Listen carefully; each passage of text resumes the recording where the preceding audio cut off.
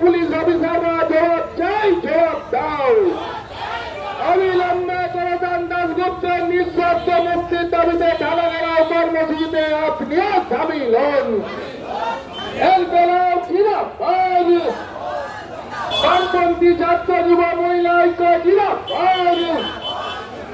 করদান দাশগুপ্তের নিঃশর্ত মুক্তির দাবিতে ঢালা ঘেরাও কর্মসূচিতে আপনিও সামিল হন।